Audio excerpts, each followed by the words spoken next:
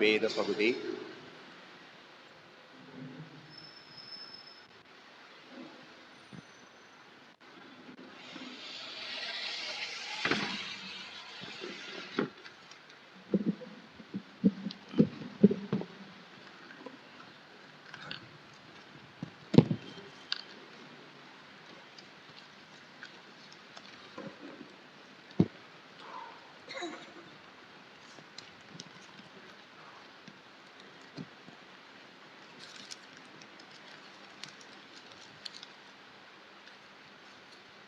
வாசிக்கும்படியாக குறிக்கப்பட்ட பழைய ஏற்பாட்டின் வேத பகுதி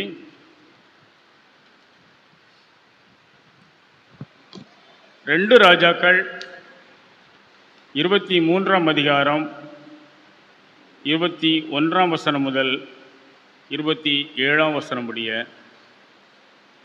2 ராஜாக்கள் 23ஆம் அதிகாரம் 21ஆம் வசனம் முதல். பின்பு ராஜா இந்த உடன்படிக்கையின் புஸ்தகத்தில் எழுதியிருக்கிறபடியே உங்கள் தேவனாகிய கர்த்தருக்கு பஸ்காவை ஆசரியுங்கள் என்று சகல ஜனங்களுக்கும் கட்டளையிட்டான். இஸ்ரவேலை நியாயம் விசாரித்த நியாயாதிபதிகளின் நாட்கள் தொடங்கி இஸ்ரவேலின் ராஜாக்கள் யூதாவின் ராஜாக்கள் ஆகிய அவருடைய சகல நாட்களிலும் இந்த பஸ்காவை போல் பஸ்கா ஆச்சரிக்கப்படவில்லை. ராஜாவாகிய யோசியாவின் 18ஆம் வருஷத்திலே கர்த்தருக்கு இந்த பஸ்கா எருசலேமிலே ஆசரிக்கப்பட்டது. ஆசாரியனாகிய இலக்கியா கர்த்தருடைய ஆலயத்தில் கண்டெடுத்த புஸ்தகத்தில் எழுதியிருக்கிற நியாய பிரமாணத்தின் வார்த்தைகளை நிறைவேற்றும்படிக்கு யோசியா அஞ்சனக்காரரையும் குறி சொல்லுகிறவர்களையும் சுரூபங்களையும் நரகலான விக்கிரகங்களையும் யூதா தேசத்திலும் எருசலேமிலும் காணப்பட்ட எல்லா அருவருப்புகளையும் நிர்மூலமாக்கினான். கர்த்தருக்கு தன் முழு இருதயத்தோடும் தன் முழு ஆத்மாவோடும் தன் முழு பலத்தோடும் மோசேயின் நியாயப்பிரமாணத்திற்கு ஏற்றபடியெல்லாம் செய்ய மனதை சாய்த்தான். அவனை போலொத்த ராஜா அவனுக்கு முன் இருந்ததும் இல்லை, அவனுக்கு பின் எழும்பினதும் இல்லை. ஆகிலும் மனாசே கர்த்தருக்கு கோபம் உண்டாக்கின சகல காரியங்களின் நிமித்தமும் அவர் யூதாவின் மேல் கொண்ட தம்முடைய மகா கோபத்தின் உக்கிரத்தை விட்டு திரும்பாமல், நான் இஸ்ரவேலை தள்ளிவிட்டது போல யூதாவையும் என் முகத்தை விட்டு தள்ளி, நான் தெரிந்து கொண்ட இந்த எருசலேம் நகரத்தையும் என் நாமம் விளங்கும் என்று நான் சொன்ன ஆலயத்தையும் வெறுத்து விடுவேன் என்று கர்த்தர் சொன்னார் என்பது வாசிக்கும்படியாக குறிக்கப்பட்ட வேத பகுதி வாசித்து முடிந்தது. சிறப்பு பாடல் ஆண்கள் ஐக்கிய சங்கம்.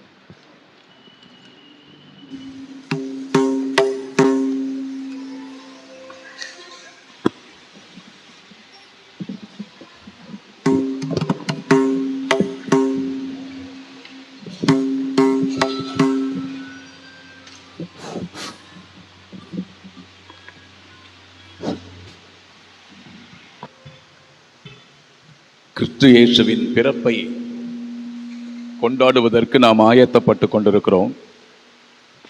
ஆண்டவராகிய இயேசுவானவர் பிறந்து குழந்தையாய் முன்னணியிலே இருந்த பொழுது அவரை துதித்து தோத்தரிக்கும்படியாக மெய்ப்பர்களும் ஞானிகளும் வந்தார்கள். அவர்கள் அந்த குழந்தையை துதித்து பாடுகிற பாடலை நம்முடைய கீர்த்தனையிலே தோத்திரம் செய்வேனே, இரட்சகனை தோத்திரம் செய்வேனே என்ற பாடலாக எழுதியிருக்கிறார்கள். சத்யநாதன் பிள்ளை அவர்கள் எழுதிய அந்த பாடலை ஆண்கள் ஐக்கிய சங்கத்தினராக இப்பொழுது பாடுகிறோம்.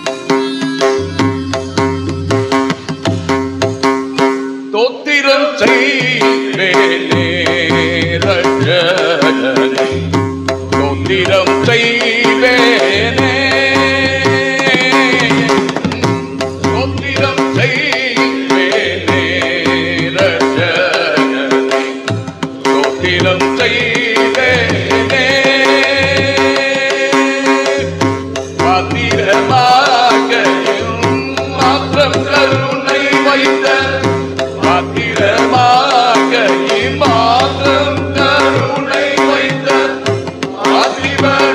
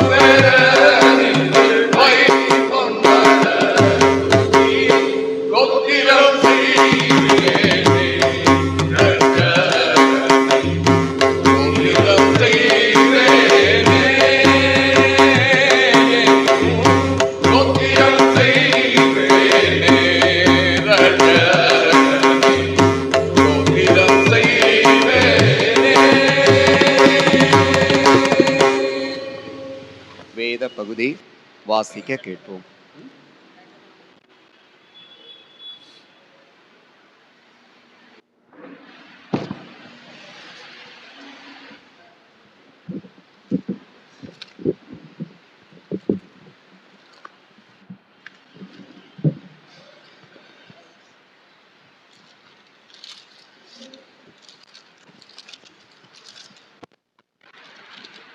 வாசிக்க வேண்டிய இரண்டாம் வேத பாகம் அப்போஸ்தலனாகிய பரிசுத்த பவுல் பிலமோனுக்கு எழுதின நிருபம் 1 அதிகாரம் முதல் 25 வசனம் வரை.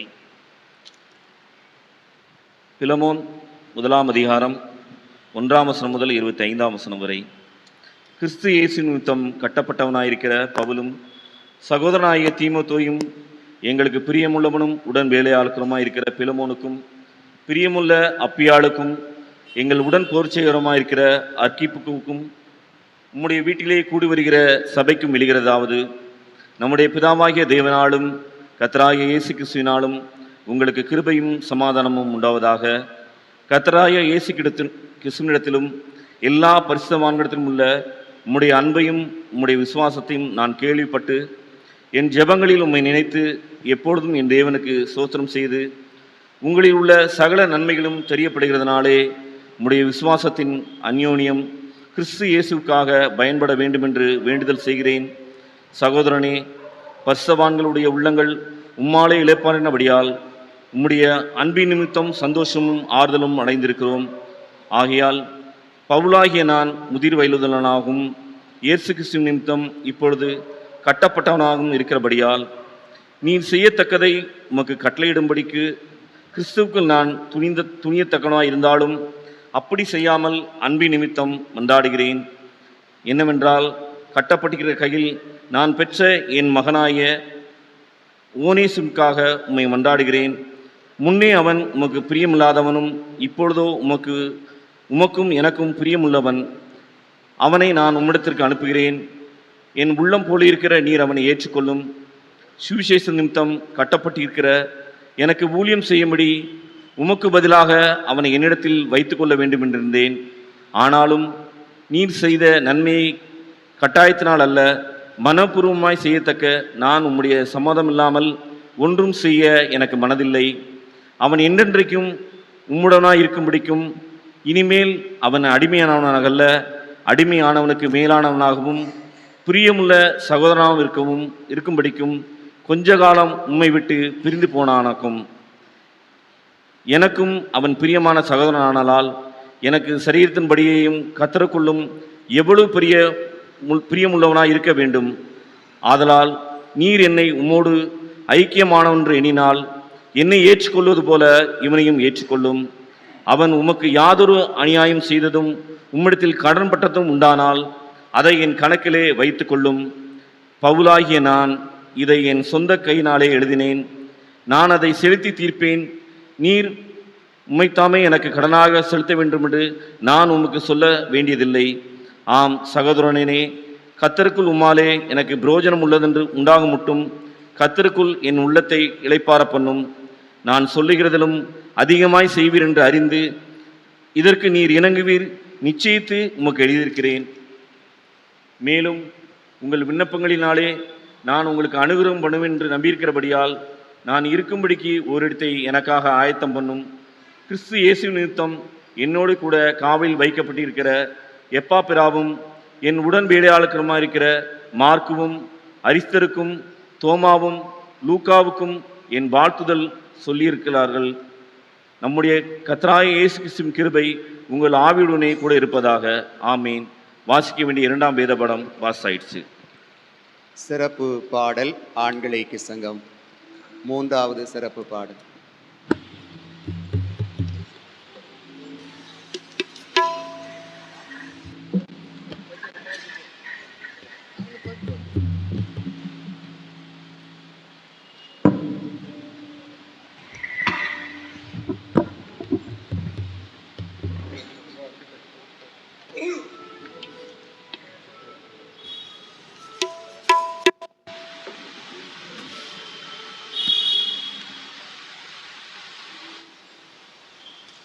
திருச்சபையின் ஆண்களாக திருமறையில் இருக்கிற 3 ஆண்டவருடைய பாத்திரங்களாக பயன்படுத்தப்பட்ட 3 பேரை முன்மாதிரியாக கொண்டு ஆண்கள் ஐக்கிய சங்கத்தினர் வாழுவோம் என்று முடிவு செய்திருக்கிறார்கள். ஆகவே இந்த 3 பேரை போல வாழ்வது மாத்திரமல்லாமல், ஏற்கனவே நாம் கேட்டது போல அநேக விசுவாச வீரர்கள் திருச்சபையின் திருமறையில் சொல்லப்பட்டிருக்கிறார்கள். ஆகவே இந்த பாடல் ஆண்கள் ஐக்கிய சங்கமாக அவருடைய புகழை பாடுவதற்காக ஆண்கள் ஐக்கிய சங்கத்தினராக வருகிறோம்.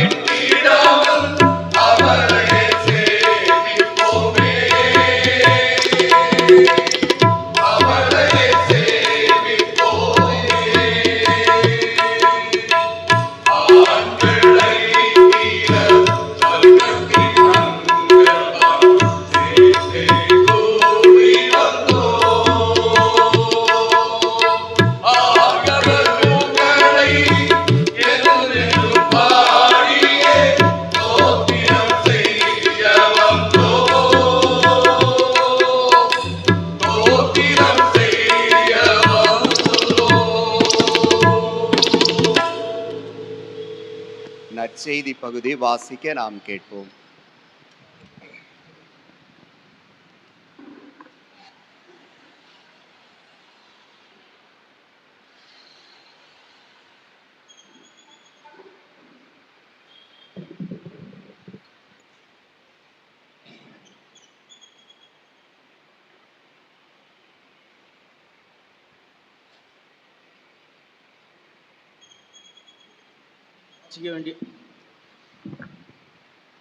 வாசிக்க வேண்டிய நற்செய்தி பகுதி யோவான் எழுதிய சுவிசேஷம் 2ஆம் அதிகாரம் 13ஆம் வசனம் முதல் 17ஆம் வசனம் வரை.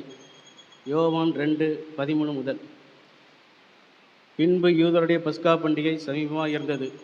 அப்பொழுது இயேசு எருசலேமுக்கு போய் தேவாலயத்திலே ஆடுகள் மாடுகள் புறாக்களாகிய இவைகளை விற்கிறவர்களாகிய காசுகாரர் உட்கார்ந்திருப்பதையும் கண்டு கயிற்றினால் ஒரு சவுக்கை உண்டு பண்ணி அவர்கள் யாவரையும் ஆடு மாடுகளையும் தேவாலயத்துக்கு புறம்பே துரத்தி விட்டு காசுக்காரருடைய காசுகளை கொட்டி பலகைகளை கவிழ்த்து போட்டு புறா விற்கிறவரை நோக்கி, இவைகளை இவரிடத்திலிருந்து எடுத்துக்கொண்டு போங்கள், என் பிதாவின் வீட்டை வியாபார வீடாக்காதிருங்கள் என்றார்.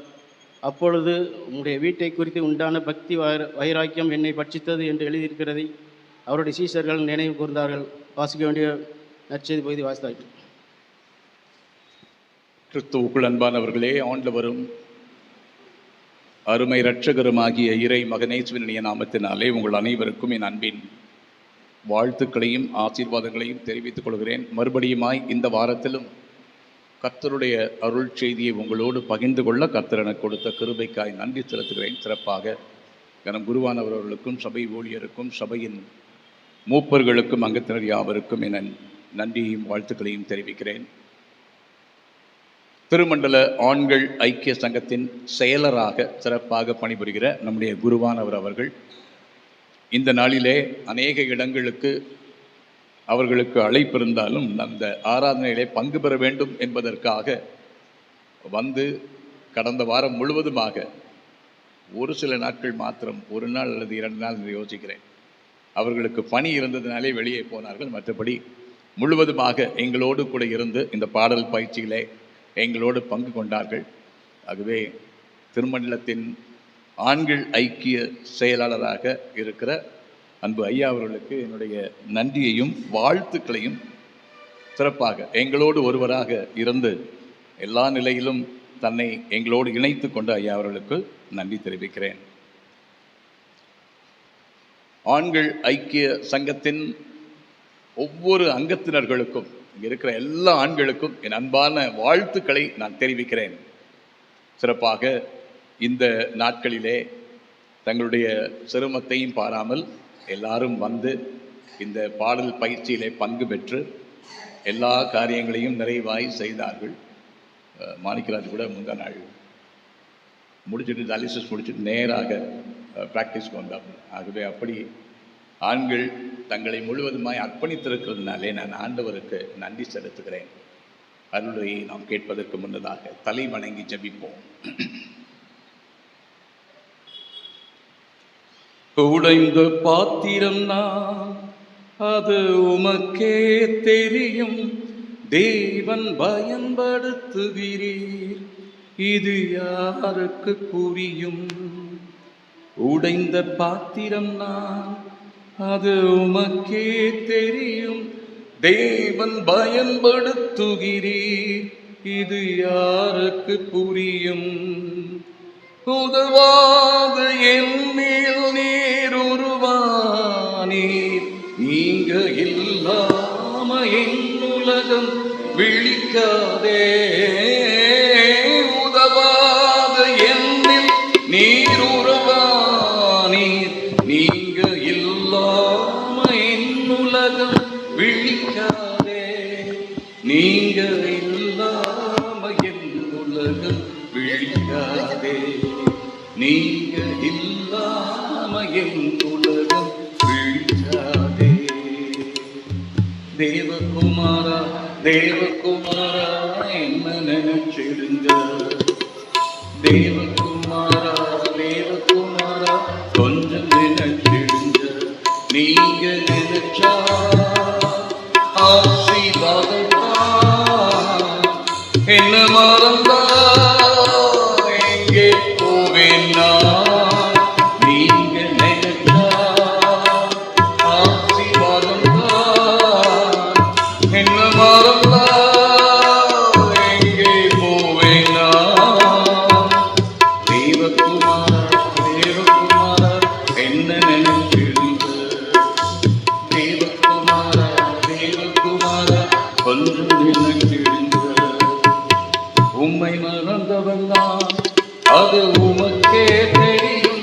உம்மை மறுதலித்தவன்தான் இந்த உலகே அறியும். உம்மை மறந்து வாழ்ந்தவன்தான் அது உமக்கே தெரியும்.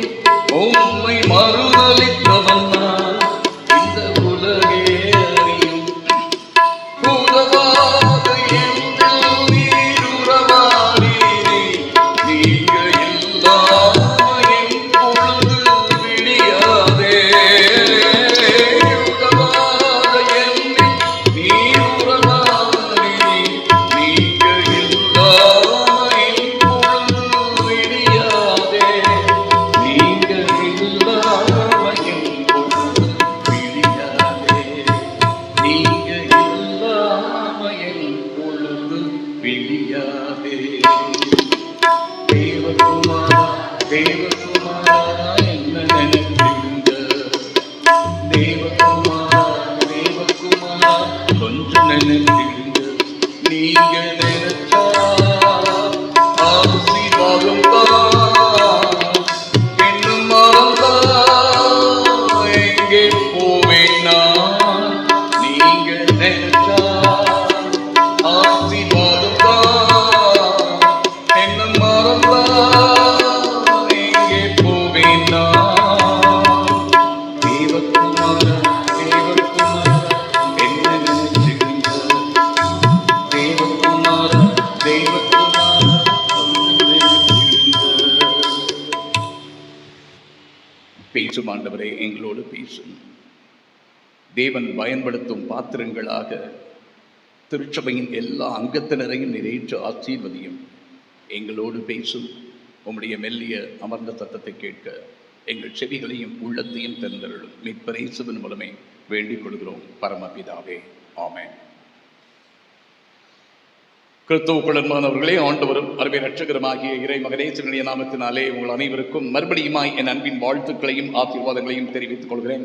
இந்த நாளிலே கர்த்தருடைய அருள் செய்தியை பகிர்ந்து கொள்ளும் வண்ணமாக தேவன் பயன்படுத்தும் பாத்திரங்கள், வெசல்ஸ் யூஸ்ட் பை காட் என்ற தலைப்பின் கீழ் நான் இன்றைக்கு உங்கள் மத்தியிலே ஆலோசிக்க விரும்புகிறேன். ஆண்டவர் சில பாத்திரங்களை பயன்படுத்துகிறார். அவை நிறைவான பாத்திரங்களா என்று கேட்டால் நிச்சயமாக நான் சொல்லுவேன் இல்லை என்று சொல்லுவேன். ஆண்டவர் மனிதனை உருவாக்கி ஆதாமையும் ஏவாளையும் நல்ல பாத்திரங்களாக உருவாக்கினார். ஓட்ட பாத்திரமா உருவாக்கல. அவர்களுக்குள்ளே எந்த விதமான பிரச்சனையும் இல்லாமல், எந்த விதமான பாவமும் உள்ளே வர ஒட்டாமல் அவர்களை வைத்திருந்தார். ஆனால் சாத்தானின் சத்தத்துக்கு செவி கொடுத்ததினாலே மனுக்குலம் பாவம் உள்ளதாக மாறி போயிற்று. ரோமாபுரியாருக்கு பவுலடிகளார் எழுதின நிருபத்திலே 3ஆம் அதிகாரத்திலே அவர் இப்படி சொல்லுவார். நமக்கு தெரிந்த ஒரு வசனம்.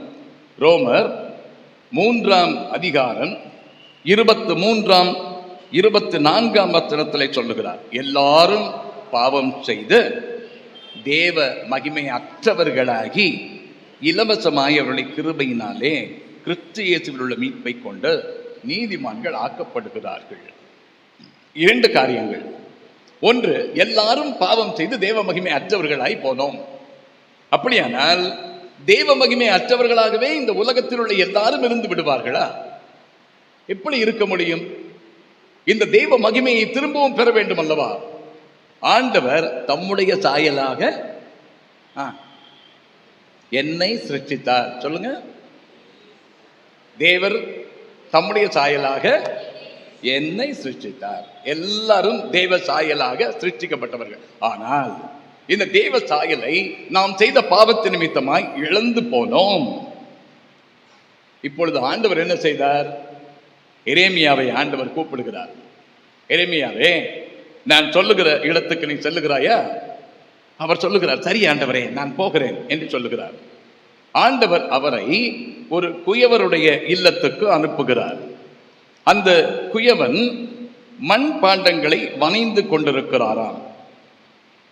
எரேமியா 18ஆம் அதிகாரம் 2ஆம் வசனத்திலே சொல்லுகிறார், நீ எழுந்து குயவன் வீட்டுக்கு போ, அங்கே என் வார்த்தைகளை உனக்கு தெரிவிப்பேன் என்று சொல்லுகிறார். என்ன ஆயிற்று? அப்படியே நான் குயவன் வீட்டுக்கு போனேன். இதோ அவன் திரிகையிலே வனைந்து கொண்டிருந்தான். ஒரு பாத்திரத்தை அவர் செய்து கொண்டிருக்கிறார். மண் பாத்திரத்தை அந்த குயவன் செய்து கொண்டிருக்கிறார். அப்படி செய்து கொண்டிருக்கும் பொழுது குயவன் வனைந்து கொண்டிருந்த மண் பாண்டம் 4ஆம் வசனத்திலே அவன் கையிலே கெட்டு போயிற்று. குயவன் வனைந்து கொண்டிருந்த பாத்திரம் அவன் கையிலே கெட்டு போயிற்று. சரி, அதோடு முடியணும்ல. மனிதன் பாவம் செய்து தேவ மகிமை அற்றவரானான். ஆனால் குயவன் கெட்டுப்போன அந்த பாத்திரத்தை அப்படியே விட்டுவிடவில்லை. அவர் மறுபடியுமாய் என்ன செய்கிறார் என்று கேட்டால், அப்பொழுது அதை திருத்தமாய் செய்யும்படிக்கு தன் பார்வைக்கு சரியாய் கண்டபடி குயவன் அதை திரும்ப வேறே பாண்டமாக வரைந்தான். அதே மண், அதே பாத்திரம் செய்த அதே மண், அதை திரும்பவும் அவன் எந்த பாத்திரத்தை செய்ய வேண்டும் என்று விரும்பினாரோ அதே பாத்திரத்தை திரும்ப செய்கிறார். இந்த மண்ணை ஆண்டவர் வனைந்து அழகான ஆண்டவருடைய பிள்ளையாக இருக்க வேண்டும் என்று இந்த மண்ணை வனைந்தார். இந்த மண் கெட்டு போயிற்று. ஆனால் இதை விட்டுவிடவில்லை ஆண்டவர். திரும்பவும் தமக்கு பிரியமான அருமையான பாத்திரமாக திரும்பவும் என்னை வனைந்தார். ஆகவே இன்றைக்கு உங்கள் முன்னாலே நான் நிற்கிறேன். நாம் எல்லாரும் கெட்டு போனோம். ஆனால் பவுலடிகளார் ரோமாபுரியார்கள் நிருபத்திலே சொல்லுகிறார், அவருடைய கிருபையினாலே திரும்பவும் நாம் உயிர்ப்பிக்கப்பட்டு அவருடைய பிள்ளைகளாக மாறினோம். அதுதான் முக்கியமானது. தேவன் சில பாத்திரங்களை பயன்படுத்த விரும்பும் பொழுது, ஒரு பாத்திரமே நல்ல பாத்திரம் இல்லை. இன்றைக்கு நான் முதலாவதாக அந்த பாடலை பாடும் பொழுது யோசித்தேன், உடைந்த பாத்திரம் தான், அது உமக்கே தெரியும். ஆனால் இந்த உடைந்த பாத்திரத்தை உடைந்த பாத்திரமாகவே வைத்து அவர் செய்யவில்லை.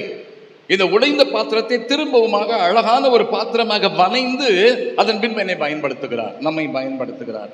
என கருமையானவர்களே, ஆண்டவரால் பயன்படுத்தப்பட்ட ஆண்களிலே 3 பேர் என்னை கொஞ்சம் கவர்ந்தவர்கள். ஆகவே இந்த பாடலை ஆண்கள் ஐக்கிய சங்க பாடலிலே அந்த 3 பேரையும் நான் சொன்னேன்.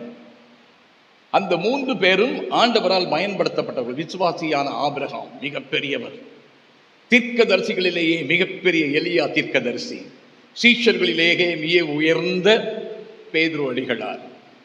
எல்லாத்தையும் கேள்வி கேட்பாரு, எல்லாத்தையும் இது பண்ணுவாரு. சுவாமிகிட்ட நிறைய அடி வாங்கினவரும் அவர் தான். நிறைய அடி வாங்கி கடைசியாக எல்லா டீச்சர்களை காட்டிலும் அதிகமாய் பாட அனுபவித்தவரும் பேதுரு அடிகளார் தான். அவருடைய மனைவியும் அவரும் அதிகமாய் பாட அனுபவித்தவர்கள். ஆகவே அந்த 3 பேரையும் நான் சொன்னேன். இங்கே நான் உங்களோடு கூட ஆண்டவர் பயன்படுத்திய 3 பேரை உங்களோடு கூட நான் பகிர்ந்து கொள்ள விரும்புகிறேன். ஆண்டவர் எதற்காக அவர்களை பயன்படுத்தினார்? இன்றைக்கு முதலாவது பாடமாக ராஜாக்களின் 2ஆம் புத்தகத்தை நாம் வாசிக்க கேட்டோம். 2 ராஜாக்கள் 23ஆம் அதிகாரத்திலே யோசியா ராஜாவை குறித்து வாசிக்கிறோம்.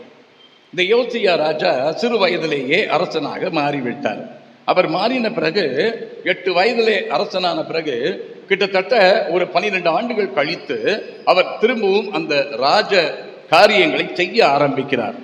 என்ன செய்ய ஆரம்பிக்கிறார் அப்படின்னு கேட்டீங்கன்னா, ராஜாவாகிய 3ஆம் வசனத்திலே யோசியாவின் 18ஆம் வருஷத்திலே ராஜா ஆலயத்துக்கு ஆட்களை அனுப்புகிறார்.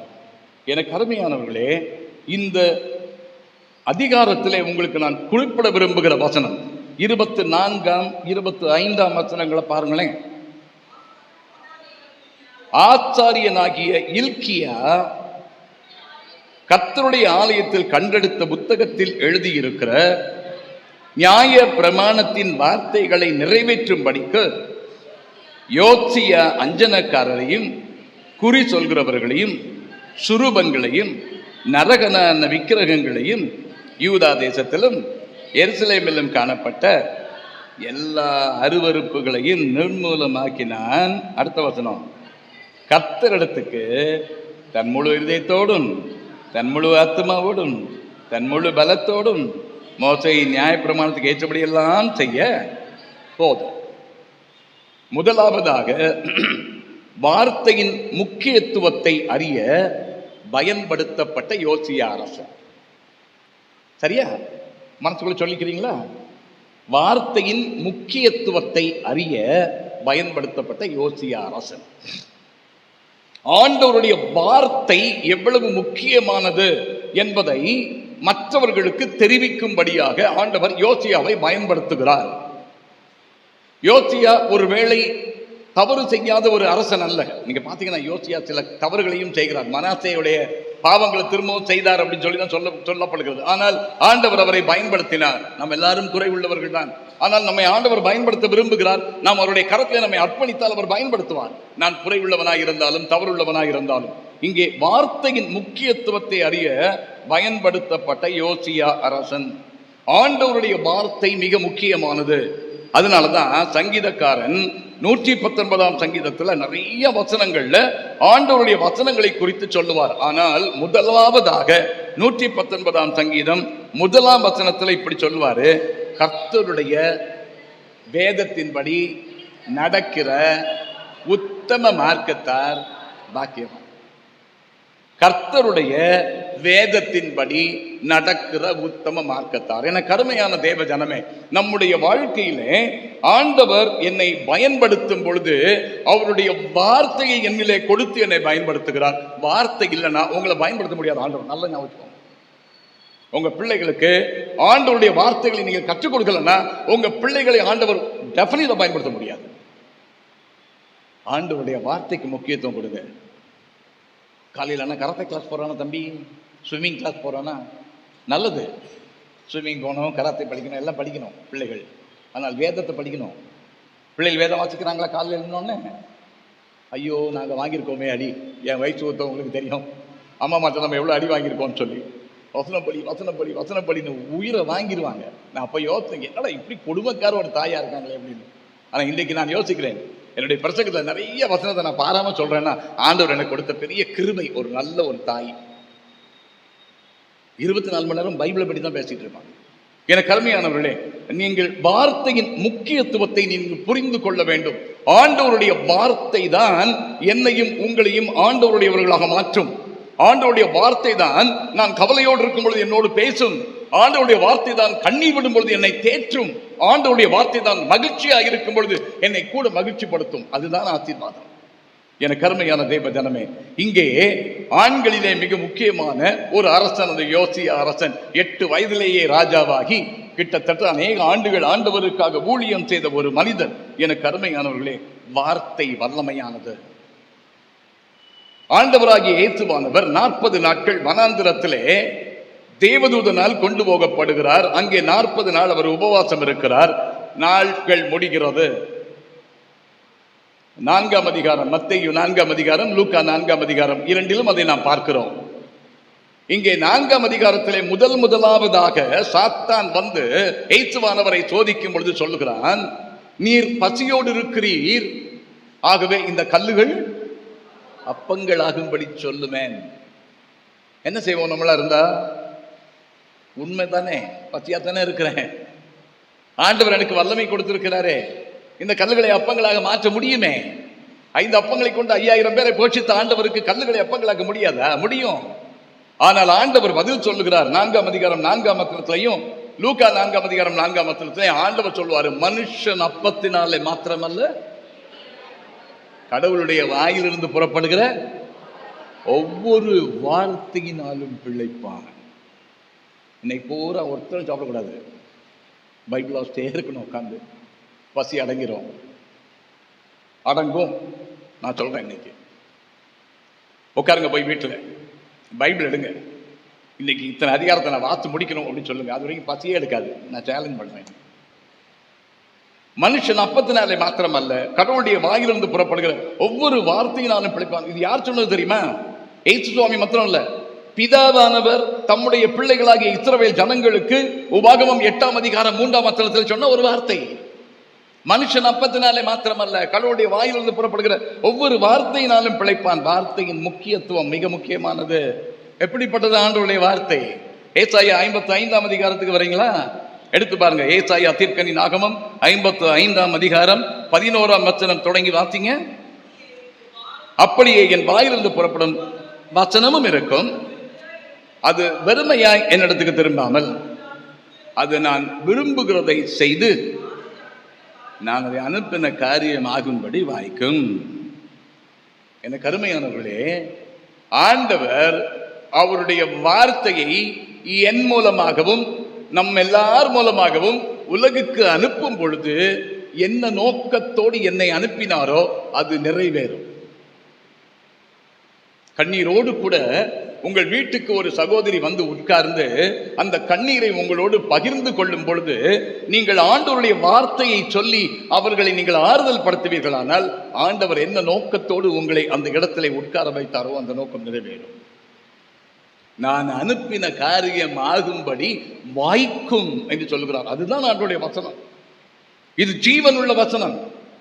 என கருமையானவர்களே, இந்த திருமறை நிறைய நேரங்கள்ல நமக்கு ஒரு மந்திரக்கோள் மாதிரி இருக்கு.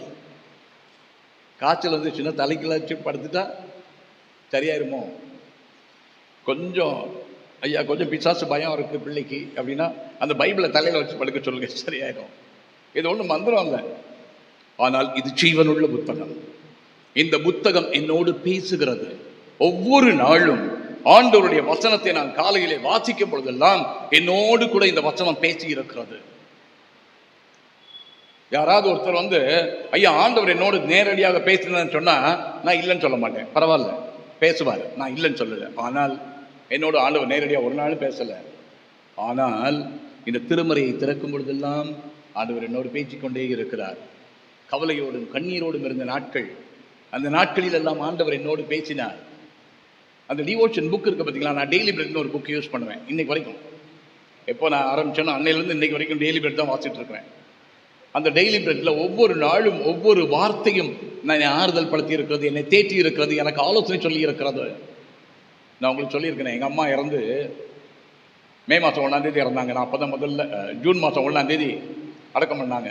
நாங்கள் 1ஆம் தேதி நான் கரெக்டாக ஒரு ஊரில் போய் ஜாயின் பண்ணணும், அடைக்கலப்பட்டினம்னு ஒரு இடத்துல ஜாயின் பண்ணணும். அம்மா இறந்தனால நான் போகல.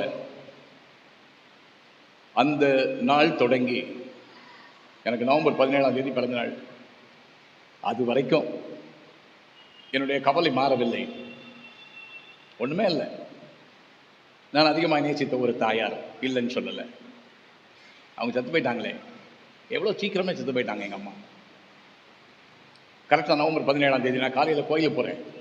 என்னுடைய சபை ஊழியர் ஒரு வசனம் வாத்து சங்கீதம் வாத்து ஜெபம் பண்ணுவாங்க கோயிலில் மைக்கில். எல்லா மக்கள் எல்லாரும் 5 மணிக்கெல்லாம் தூக்கி மண்வெடியை தோளில் போட்டு வேலைக்கு போயிடுவாங்க. ஸோ அந்த கிராமம் அது. அப்போ நான் காலையில் போய் நிற்கிறேன். நான் முன்னால் போய் ஜெபம் பண்ணிகிட்டு இருக்கேன். கேட்டகிஸ்ட் வந்து அங்கே நின்று சங்கீதம் வாசிக்கிறாரு, வாத்து ஜெபம் பண்ணுறாரு. நான் கொஞ்சம் கண்ணீரோடு நின்னேன். உடனே முடித்த உடனே கேட்டார் கேட்டகிஸ்ட், என்னையா அப்படின்னு கேட்டார். ஒன்றும் இல்லை, எனக்கு பர்த்டே, அம்மா இல்லை, அம்மா இல்லாத ஃபஸ்ட்டு பர்த்டே. அவர் சொன்னார், வாங்க வீட்டுக்கு வாங்க. இன்னும் வீட்டுக்கு போனோம். வீட்டுக்கு போய் அவருக்கு நல்ல கடுங்காஃபி ஒன்று, கருப்பட்டி காஃபி ஒன்று போட்டு கொடுத்தாங்க. குடித்தேன். குடிச்சிட்டு உட்காந்து பேசிட்டு இருந்துட்டு வீட்டுக்கு வந்தேன். என்னுடைய டெய்லி பிரெட்டை நான் திறந்தேன். அதில் தலைப்பு என்ன தெரியுமா? நீங்கள் நம்ப மாட்டீங்க. The living Xavier is always with you அப்படின்னு ஒரு தலைப்பு. ஜீவிக்கிற ஆண்டவர் உன்னோடு கூட இருக்கிறார். மரித்து போன தகப்பன், மரித்து போன தாய், மரித்து போன புருஷன், மரித்து போன மனைவி நினைச்சு நினைச்சு நினைச்சு புலம்பிட்டு இருக்கீங்களா? இல்லைங்க, உங்களோடு கூட ஜீவிக்கிற ஆண்டவர் கூட இருக்கிறார். உங்கள் புருஷனுக்கு மேலாக, உங்கள் பெற்றோருக்கு மேலாக, உங்களுடைய பிள்ளைகளுக்கு மேலாக அவர் உங்கள் மேல் கரிசனை உள்ளவர். வசனம், ஆண்டவருடைய வசனம் அன்றைக்கு ஜீவிக்கிற தேவனாக. யோவான் சுவிசேஷத்தின் 20ஆம் அதிகாரம் உயிர்த்தெழுந்த ஆண்டவருடைய செய்தி அன்றைக்கு சொல்லப்பட்டது எனக்கு. எனக்கு அருமையானவர்களே, அப்படிப்பட்ட வார்த்தை ஆண்டவருடையது. பக்தர்களின் வார்த்தையை நான் சொல்லுகிறேன். யோசுவா 24ஆம் அதிகாரத்திலும், ராஜாக்களின் 1ஆம் புத்தகம் 18ஆம் அதிகாரத்திலும், யோசுவாவும் எலியா தீர்க்கனும் சொல்லுவார்கள். யோசுவா சொல்லுவார் 24:15, நானும் என் வீட்டாருமோ வென்றால் கர்த்தரையே சேவிப்போம். யாரை சேவிப்பீர்கள் என்று நீங்கள் தெரிந்து கொள்ளுங்கள். நதிக்கு அப்புறத்திலே உங்கள் தேவர்கள் சேவித்த, உங்களுடைய முன்னோர் சேவித்த தேவர்களை சேவிப்பீர்களா? அல்லது நீங்கள் இருந்தீர்களே உங்கள் மக்களோடு கூட, அதை சேவிப்பீர்களா? நானும் என் வீட்டாருமோ வென்றால் கர்த்தரையே சேவிப்போம். இன்றைக்குள்ள பாடலிலே எலியா தீர்க்கன் பாகாலின் தீர்க்கதரிசிகள் நின்று கொண்டிருக்கிறார்கள், எலியா தீர்க்கனும் நின்று கொண்டிருக்கிறார். எனக்கு அருமையானவர்களே, அந்த நேரத்திலே இஸ்ரவேல் ஜனங்களை பார்த்து, எலியா தீர்க்கன் அந்த பாகாலின் தீர்க்கதரிசிகளை பார்த்து இல்ல, இஸ்ரவேலின் ஜனங்களை பார்த்து கேட்பாரு, நீங்கள் எந்த மட்டும் 2 நினைவுகளால் குந்தி குந்தி 18-21 வாசிப்பாங்க. நீங்கள் எந்த மட்டும் 2 நினைவுகளால் குந்தி குந்தி நடப்பீர்கள். கர்த்தர் தெய்வமானால் கர்த்தரை பின்பற்றுங்கள், பாகால் தெய்வமானால் அதுதாங்க. 2 சாய்ஸ் தான். ஒன்று ஆண்டவர், இல்லையானால் பாகால். நிறைய நேரங்களில் நம்முடைய வாழ்க்கையிலே ஆண்டவரும் வேணும், பாகாலும் வேணும். எனக்கு நிறைய பணம் வரதான் நல்லது தானே. ஆண்டவர் வேணுமா, பணம் வேணுமா?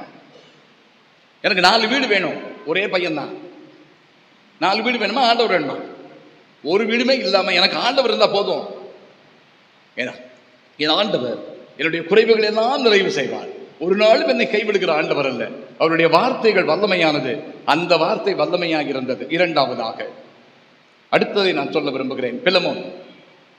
இந்த புத்தகம் ஒரே ஒரு அதிகாரம் தான், ஒரு நீண்ட அதிகாரம். ஆனாலும் கூட இந்த பிலமோனுக்கு பவுலடிகளார் ஒரு கடிதம் எழுதுறாரு.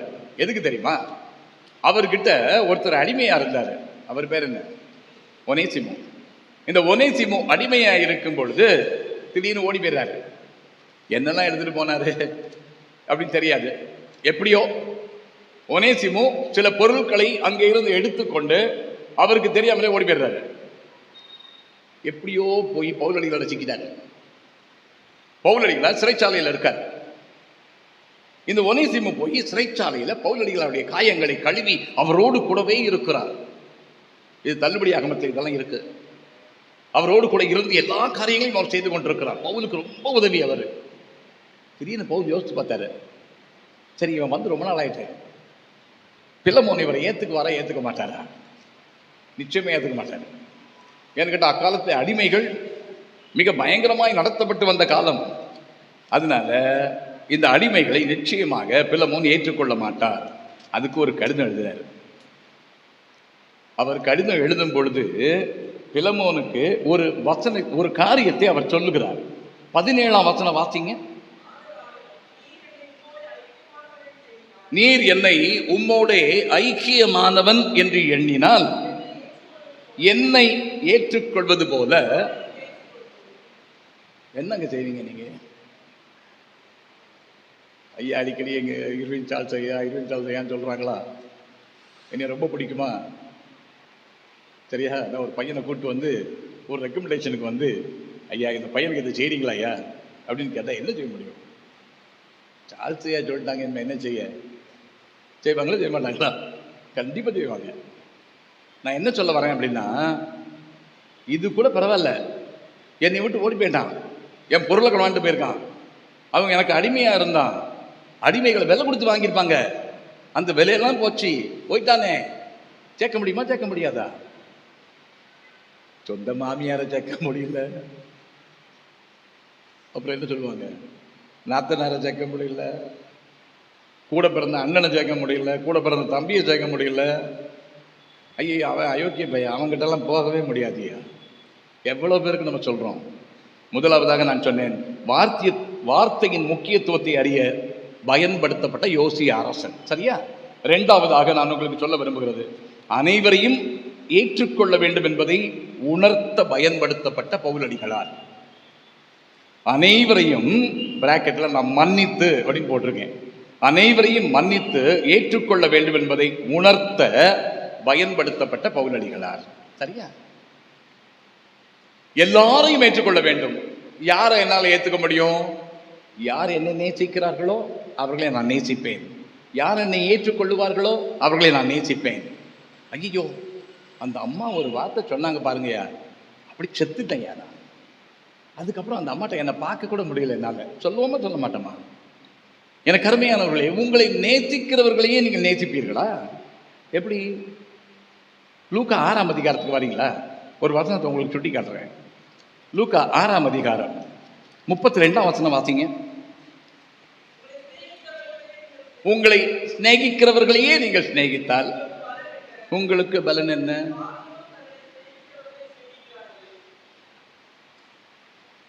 உங்களை சிநேகிக்கிறவர்களையே நீங்கள் சிநேகித்தால் நீங்க யாரு? பரவாயில்ல, மெதுவா சொன்னா கூட சொல்றீங்கல்ல, அவ்வளவுதான். பாவிகளும் அப்படி செய்கிறார்களே.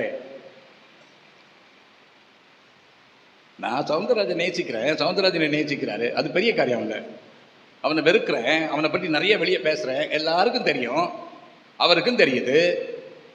அப்பமும் மனசுல ஒன்றும் இல்லாம என்னடா எப்படி இருக்கு அப்படின்னு கேட்டாருன்னா அது அன்பு.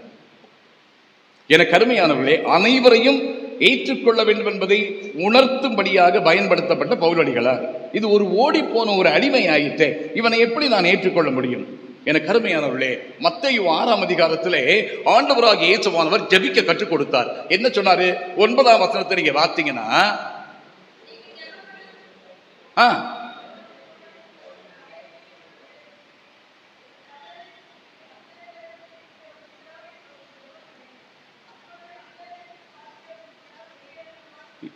இருங்க மத்தேயு 6:9.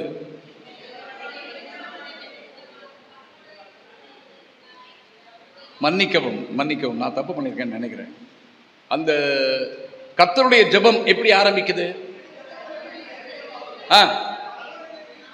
அதுதாங்க, அவ்வளவுதான். திரும்ப சொல்லுங்க. அது வேண்டாம். பரமண்டலங்கள் இருக்கிற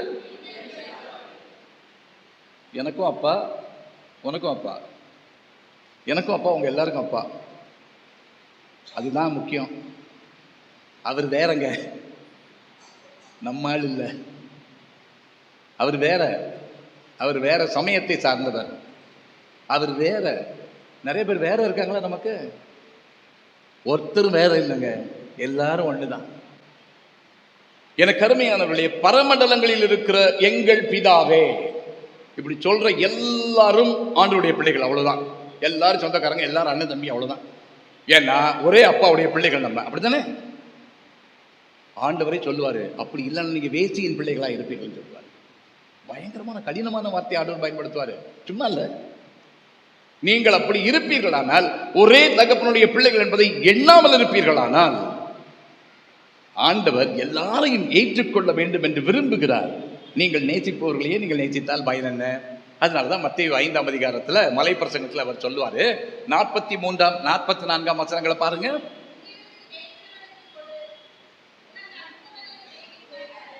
உனக்கு அடுத்தவனை சிநேகித்து உன் சத்துருவை பகைப்பாயாக. இதுதாங்க சொல்லப்பட்டது. நியாயப்பிரமாணம் அப்படித்தான் சொல்லுது. நியாயப்பிரமாணங்கள் காலகாலத்துல முன்னேறிட்டே வந்துச்சு, தெரியுமா உங்களுக்கு? நியாயப்பிரமாணம் ஒரே நேரத்தில் அப்படியே சொல்லப்பட்ட நியாயப்பிரமாணம் இல்லை. அதுக்கப்புறம் அப்படி மாறிக்கிட்டே வரும். நான் உங்களுக்கு சொல்கிறேன் அப்படின்னு ஆண்டவர் சொல்றாரா? ஏசாமி வந்த பிறகு கொலை செய்யாதே நியாயப்பிரமாணம் அப்படின்னு சொல்றாரா? நியாயப்பிரமாணம் முதல்ல என்ன ஆகும் அப்படின்னு கேட்டீங்கன்னா, யாக்கோபுடைய சகோதரி தீனால கொஞ்சம் தீட்டுப்படுத்திடுவாங்க. ஒருத்தையும் மட்டும் தீட்டுப்படுத்திடுவான். என்ன செய்வாங்க? எல்லாரும் போய் அங்க இருக்க எல்லா ஆண்களையும் வெட்டி கொண்டுருவாங்க. ஏற்றுக்கொள்ளப்பட்ட நியாயப்பிரமாணம், ஞாபகம் வச்சுக்கோங்க. அதுக்கப்புறம் நியாயப்பிரமாணம் கொஞ்சம் மாறிச்சு. அப்படிலாம் செய்யக்கூடாது, எல்லாரையும் கொல்லக்கூடாது. கண்ணுக்கு கண், பல்லுக்கு பல். இன்னைக்கும் இஸ்லாமிய நாடுகளிலே நடந்து கொண்டிருக்கிறது. ஒருத்தன் தெரியாம ஒரு கேட்டபிள் வச்சு அடிக்கும் போது என் கண்ணு, இந்த கண்ணு போயிருச்சு அப்படின்னா அவனை கூப்பிட்டு நடு ரோட்டில் நிப்பாட்டி அவன் கண்ணை குத்திடுவாங்க. இன்னைக்கும் நடந்துச்சு. அதுதான் நியாயப்பிரமாணம். கண்ணுக்கு கண், பல்லுக்கு பல். கொஞ்சம் டெவலப் ஆகுது. அதுக்கப்புறம் கொஞ்சம் டெவலப் ஆன பிறகு சொல்றாங்க, அப்படிலாம் செய்யக்கூடாது. உனக்கு அடுத்தவனை சிநேகிக்க வேண்டும், உன் சத்ருவனை நீ பகைக்கலாம். அப்புறம் ஆண்டவர் வந்தாரு. ஏசாமி சொன்னாரு, எங்க பாரு, இதனை கேள்விப்பட்டிருக்க நீ, உனக்கு அடுத்தவனை சிநேகித்து உன் சத்ருவை பகைப்பாயாக அப்படின்னு கேள்விப்பட்டிருக்கீங்களா? 44 வசனம் வாசிமா, நான் உங்களுக்கு சொல்கிறேன். உங்கள் சத்துருக்களை சிநேகியுங்கள், உங்களை சபிக்கிறவர்களை ஆசீர்வதியுங்கள், உங்களை பயக்கிறவர்களுக்கு நன்மை செய்யுங்கள், உங்களை நிந்திக்கிறவர்களுக்காகவும் துன்பப்படுத்துறவர்களுக்காகவும். நிந்தனைனா என்ன தெரியுமா?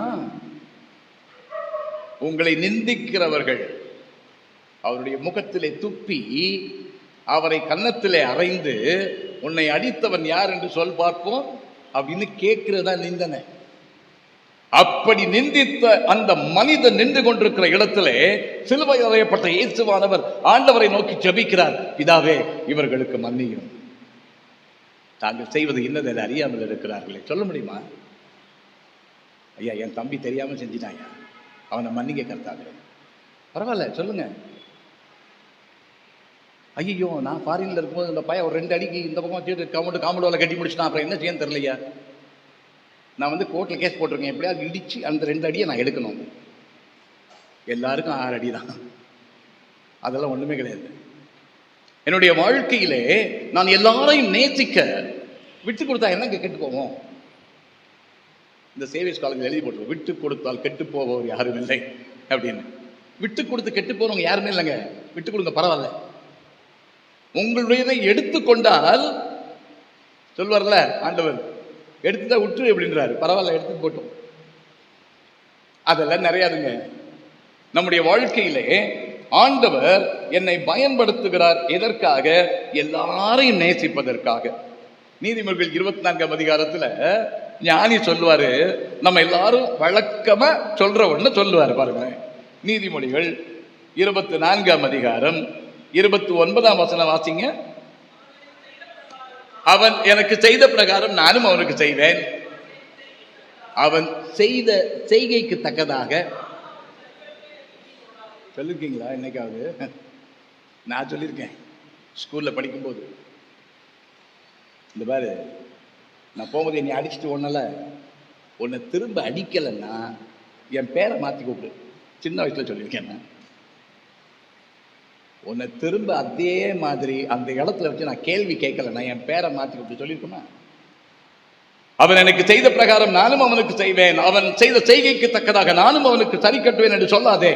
ரோமாபுரியாருக்கு எழுதின நிருபத்திலே பவுலடிகளார் இதை சொல்லுகிறார் 12ஆம் அதிகாரத்தில். இந்த 12ஆம் அதிகாரம் 18ஆம் வசனத்தோட நீங்க வீட்டில் வாசித்து பாருங்க. கூடுமானால் உங்களால் மட்டும் எல்லா மனுஷரோடும் சமாதானமாக இருங்கள் அப்படின்னு சொல்ற பவுலடிகளார் கடைசியா சொல்வாரு, தீமைக்கு தீமை செய்ய வேண்டாம், நீ தீமையினாலே வெல்லப்படாமல் தீமையை நன்மையினாலே வெல்ல சொல்றாரு. அவ்வளவுதாங்க. மதர் தெரசா சொல்லுவாங்க, நான் அடிக்கடி சொல்லியிருக்கேன்ல, வெறுப்பவர் யாராக இருந்தாலும் நேசிப்பவர் நீங்களாயிருங்கள். பரவாயில்ல, யார் உங்களை வெறுத்தாலும் நீங்கள் நேசியுங்கள், நான் அன்பா இருக்கிறேன், அவ்வளவுதான். கூடுமானால் உங்களால் ஆன மட்டும் இங்க சொல்வாரு, எல்லாரோடும் சமாதானமாயிருங்கள். இருங்க, பரவாயில்ல. என்ன செய்வாங்க? ஐயா அதெல்லாம் முடியாதுயா.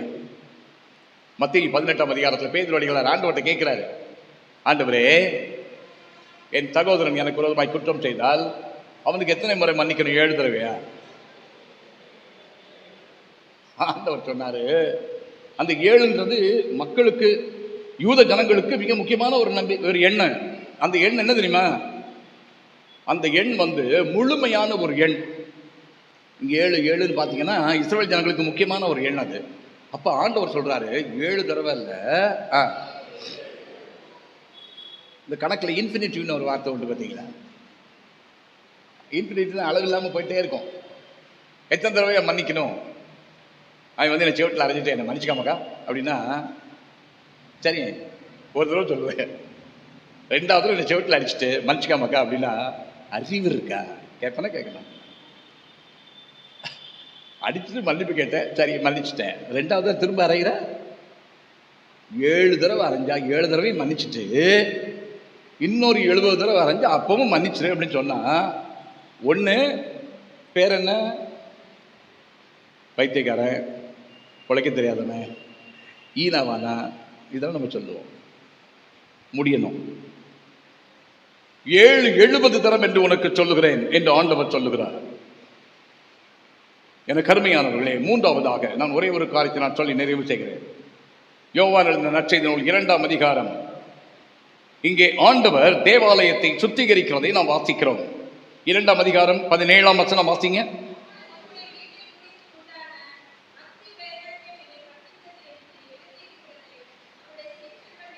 ஆண்டவர் தேவாலயத்தை சுத்திகரித்தார். 3ஆவதாக, முதலாவது பாயிண்ட் சொல்லுங்க. வார்த்தையின் முக்கியத்துவத்தை அறிய பயன்படுத்தப்பட்ட யோசியா அரசன் அனைவரையும் மன்னித்து ஏற்றுக்கொள்ள வேண்டும் என்பதை உணர்த்த பயன்படுத்தப்பட்ட பவுலடிகளார். 3ஆவதாக, ஆலயத்தின் முக்கியத்துவத்தை உணர்த்த பயன்படுத்தப்பட்ட இறைமகனேசு. இந்த ஆலயம் முக்கியமானது. இந்த தேவாலயத்திலே ஆண்டவருடைய பிரசன்னம் இருக்கிறது. முந்தி சின்ன கோயிலாக இருக்கும்போது சொல்லுவாங்க, அந்த ஆல்டரில் ஜெபம் பண்ணோம், ஆண்டவர் எங்களுக்கு செஞ்சாரு அப்படிம்பாங்க. இன்னைக்கு இந்த கோயிலில் அப்படிலாம் ஒன்றும் கிடையாது. பழைய கோயிலில் தான் அப்படி இது இருந்துச்சு, இப்போ கிடையாது. இல்லை, இங்கே வாங்க, முழங்கால் போடுங்க, இந்த குருவானை கூப்பிட்டு ஜெபம் பண்ணுங்க, எல்லாம் சரியாகும். இவர் ஜெபம் பண்ணி நீங்கள் சரியாகலைன்னா எந்த கொம்பன் ஜெபம் பண்ணாலும் சரியாகாது.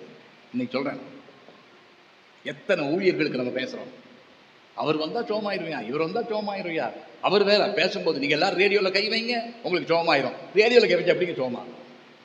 ரேடியோவில் கை வச்சா கை தூசி ஆகும், அவ்வளோதான். டெலிவிஷனில் கை வச்சாலும் கை தூசி ஆகும். டெலிவிஷனில் கை வச்சா சோமாகாது. தயவு செய்து நான் சொல்கிறேன், நான் ஊழியக்காரங்களுக்கெல்லாம் அகைன்ஸ்ட் இல்லை. நல்ல ஊழியம் செய்கிறவங்க செய்யட்டும், பரவாயில்ல. எனக்கு நிறைய நண்பர்கள் இருக்காங்க ஊழியம் செய்கிறதுல. இன்றைக்கி எங்கள் வீட்டுக்கு வந்து ஜோம் பண்ணிட்டு போகிற நிறைய ஊழியக்காரங்க வருவாங்க. இன்றைக்கி வரைக்கும் வந்துட்டு இருக்காங்க. நான் ஊழியக்காரங்களை மதிக்கிறவன்.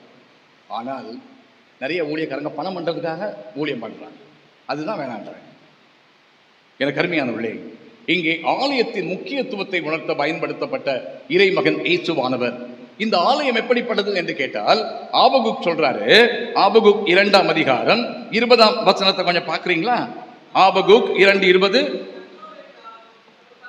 கர்த்தரோவென்றால் தம்முடைய பரிசுத்த ஆலயத்தில் இருக்கிறார். அதே காரியத்தை சங்கீதம் 11:4 சங்கீதக்காரன் சொல்லுவார். பாத்தீங்க, சங்கீதம் 11:4, கர்த்தர் தம்முடைய பரிசுத்த ஆலயத்தில் இருக்கிறார். சரியா? நிறைய நேரங்கள்ல கோயிலோட நம்ம கோச்சிருக்கோம் பார்த்தீங்களா?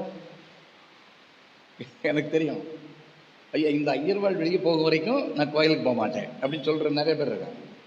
1. 2வது, நான் போகும்போதெல்லாம் இவன் மூஞ்சில் முழிக்க வேண்டியது இருக்கு, அதனால் இந்த கோயிலுக்கு போகாமல் அந்த கோயிலுக்கு போகிறேன். இதெல்லாம் சும்மா உதாரணத்துக்கு சொல்கிறேன், நிறையா இருக்குது இப்படியெல்லாம். கோயிலுக்கு வர்றதுல யார் யார் எப்படி எப்படி இருக்காங்க. ஐயா அந்த கோயிலில் போனால் யாரும் கவனிக்கவே மாட்டாங்க ஐயா, அதனால போகல. ஐயோ, எந்த கோயிலுக்கு போனாலும் உங்களுடைய நோக்கம் அந்த ஆலயத்திலே ஆண்டவர் இருக்கிறார், அந்த பிரசன்னம் என்னோடு கூட பேச வேண்டும். எனக்கு அருமையான நம்முடைய வாழ்க்கையிலே ஆண்டவர் நம்மை பயன்படுத்த விரும்புகிறார். இந்த ஆலயத்தின் முக்கியத்துவத்தை சொல்ல இன்னைக்கு நிறைய நேரத்தில், நான் ஏற்கனவே போன வாரம் நான் உங்களுக்கு சொன்னேன், ஆலயத்துக்கு நம்ம வராம நம்ம ஊழியக்காரங்க வீட்டுக்கு போறோம் ஜெபம் பண்றதுக்கு. அடுத்து அவர் என்னமோ ஜெப வீடு, ஜெப கோபுரம், வானத்தின் வாசல், பூமி எல்லாமோ போட்டு வச்சிருக்காங்கல்ல, அங்கெல்லாம் போறோம். எல்லா ஊழியக்காரங்க தோட்டம் வச்சிருக்காங்க பார்த்தீங்களா? எல்லா ஊழியக்காரங்க தோட்டம், அது துறவுனாலும் பெரிய பெரிய மல்டி மில்லியனராக இருக்காங்க. அவங்க ஒரு பெரிய இடத்த வாங்கி அதுக்கு என்ன ஜெபமலையாப்பா, ஜெபமலைன்னு பேர் வச்சு யாரோ ஒருத்தர் கொடுத்தாராம். அதில் ஒன்று வச்சுட்டு இருக்காரு. யார் பேரில் இருக்குது? இங்கே ஐயர்வாள் வந்து ஒரு பின் வாங்கணும்னா பில் எழுதி வைக்கணும், அப்புறம் தான் பின் வாங்க முடியும். குண்டு பின் ஒரு டப்பா அப்படின்னு எழுதணும். சரியா? எனக்கு லெட்டர் எழுதி போஸ்ட் பண்ணுறாங்க அப்படின்னா போஸ்டேஜ் எழுதணும், சார்ல்ஸ் ஐயாவுக்கு போஸ்ட் பண்ணது அப்படின்னு எழுதணும். அப்படின்னா தான் கணக்கு, ஒவ்வொரு பைசாவுக்கும் கணக்கு இருக்கு. எனக்கு அருமையானவர்களே, இந்த ஆலயம், இந்த ஆலயத்தின் காரியங்கள், ஆண்டவர் இந்த ஆலயத்தில் இருக்கிறார். எனக்கு அருமையானவர்களே, மத்தேயு 21ஆம் அதிகாரத்துக்கு வாங்களே. மத்தேயு எழுதின நற்செய்தி நூல் 21ஆம் அதிகாரம் 13ஆம் வசனத்தை வாசியுங்கள். என்னுடைய வீடு ஜெப வீடு எனப்படும் என்று எழுதியிருக்கிறது. 2 காரியங்களை ஆண்டவருடைய சீஷர்கள் நினைவு கூறுகிறார்கள். ஏசுவாமி 2 காரியம் சொன்னார். தேவாலயத்தை சுத்திகரிக்கும் போது மத்தேயு, மார்க்கு, லூக்கால சொல்றாரு, என்னுடைய வீடு ஜெப வீடு எனப்படும் என்று எழுதியிருக்கிறது, நீங்களோ அதை கள்ளர் குகையாக்கினீர்கள்.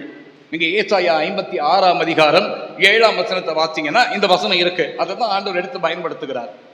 சரியா? என்னுடைய வீடு ஜெப வீடு எனப்படும். இந்த வீட்டிலே ஜெபிக்க நாம் கூடி வருகிறோம். இரண்டாவதாக இன்னொன்னு சொல்றாரு. இன்னைக்கு யோவான் 2ஆம் அதிகாரத்தை வாசிச்சோம்ல, இந்த யோவான் 2ஆம் அதிகாரம் 17ஆம் வசனத்தை நீங்க பாத்தீங்கன்னா அங்க இன்னொரு வசனத்தை அவங்க நினைவு கூறுறாங்க. என்னது?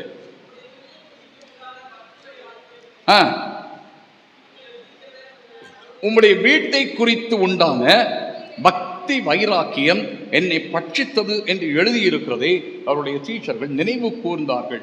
69ஆம் சங்கீதம் 9ஆம் வசனத்திலே இந்த வசனம் இருக்கு. உம்முடைய வீட்டை குறித்து உண்டான பக்தி வைராக்கியம் என்னை பட்சித்தது. என கருமையானவர்களே, நம்முடைய வாழ்க்கையிலே ஆண்டவருடைய ஆலயம் மிக பரிசுத்தமானது. அந்த ஆலயத்திலே ஆண்டவர் இருக்கிறார். உம்முடைய வீட்டை குறித்து உண்டான பக்தி வைராக்கியம், இந்த ஆலயத்தை குறித்த பக்தி வைராக்கியம். எனக்கு இந்த கோயிலுக்கு வரும்போதெல்லாம் அவ்வளோ மகிழ்ச்சி. ஒவ்வொரு நாளும் நான் இந்த கோயிலுக்கு வர்றதை தவறுறதே இல்லை. இரவிலே வந்து ஆண்டவருடைய ஆசீர்வாதங்களை பெற்றுக்கொண்டு செல்ல வேண்டும். ஒவ்வொரு நாளும் இந்த ஆலயத்துக்குள்ளே நான் வர வேண்டும். இது என்னுடைய ஆலயம், எனக்கு ஆண்டவர் தந்த ஆலயம். எனக்கு அருமையானவர்களே, அந்த ஓன் பண்ற அந்த மென்டாலிட்டி வேணும். அவ்வளவுதான். இது என் கோவில், என்னுடைய ஆலயம். எனக்கு அருமையானவர்களே, இந்த ஆலயத்தின் மூலமாய் ஆண்டவர் என்னை பயன்படுத்துகிறார்.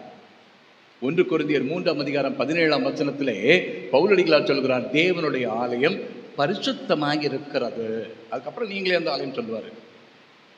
தேவனுடைய ஆலயம் பரிசுத்தமாக இருக்கிறது. எதுக்காக ஆலயத்துக்கு வர்றோம்? ஏசாயா 2ஆம் அதிகாரத்திலும் நீங்கள் ஆமோசின் ஆகமத்திலும் நீங்கள் வாசித்து பார்த்தீர்களானால், ஒரு வசனம் மட்டும் நான் வாசிக்க சொல்றேன். ஏசாயா 2ஆம் அதிகாரம் 2ஆம் வசனம் தொடங்கி கொஞ்சம் வாசிக்க பார்ப்போம்.